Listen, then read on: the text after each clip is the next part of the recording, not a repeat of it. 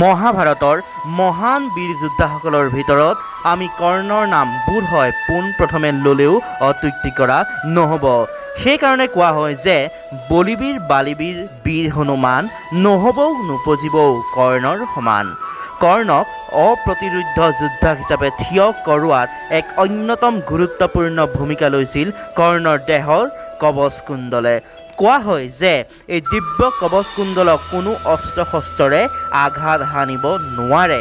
এক কথাত এই দিব্য কৱচ-কুণ্ডলৰ দ্বাৰা কৰ্ণক যুদ্ধভূমিত পৰাজিত কৰাটো অসম্ভৱ আছিল।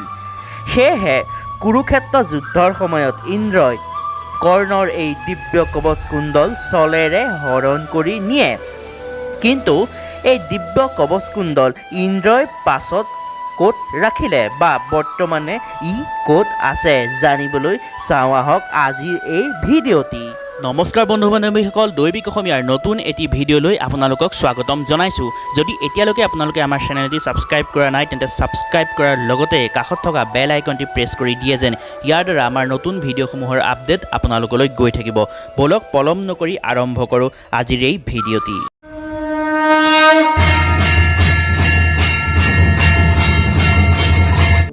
মহাভাৰতত কৰ্ণই ইন্দ্ৰক কৱচ-কুণ্ডল দান কৰা পাছৰেই পৰাই এই বিষয়টো এক ৰহস্য হৈয়েই আছে আৰু কৱচ-কুণ্ডল সম্পৰ্কে বৰ বিশেষ উল্লেখো পোৱা নাযায়। কিন্তু বৰ্তমান সময়তো এই দিব্য কৱচ-কুণ্ডলৰ অৱস্থিতিৰ দাবী কৰি অহা হৈছে। কোৱা হয় যে যেতিয়া দেৱৰাজ ইন্দ্ৰই কৰ্ণৰ পৰা কৱচ-কুণ্ডল লৈ স্বৰ্গলৈ বুলি যাত্ৰা কৰিছিল, ঠিক তাৰ অলপ সময়ৰ পাছতেই আকাশবাণী হৈছিল আৰু ইন্দ্ৰক কৈছিল যে ছলেৰে অনা যিকোনো বস্তুৱেই স্বৰ্গলৈ আনিব পৰা নাযায়। তেতিয়া দেৱৰাজ ইন্দ্ৰ উপায়ন্তৰ হৈ অৱশেষত কৱচ-কুণ্ডলক পৃথিৱীৰ কোনো এক ঠাইত লুকুৱাই ৰাখিছিল। কিন্তু এই বিষয়টি চন্দ্ৰদেৱে জানিছিল আৰু তাৰ পৰা কৱচ-কুণ্ডল হৰণ কৰিব বিচাৰিছিল।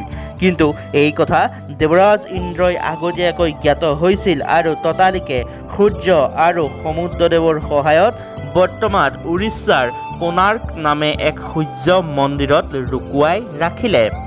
কোৱা হয় যে এই মন্দিৰৰ তলি অংশত এক সুৰংগ আছে য'ত কৰ্ণৰ কৱচ-কুণ্ডলক সযতনে লুকুৱাই ৰখা হৈছে। কোণাৰ্কৰ মন্দিৰসমূহৰ ওপৰত পৰৱৰ্তী সময়ত বহুলানি আক্ৰমণ সংঘটিত হৈছে আৰু মন্দিৰসমূহো ভাঙিও পেলাইছে। কিন্তু এই মন্দিৰসমূহ পুনৰ নিৰ্মাণো কৰি তোলা হৈছে।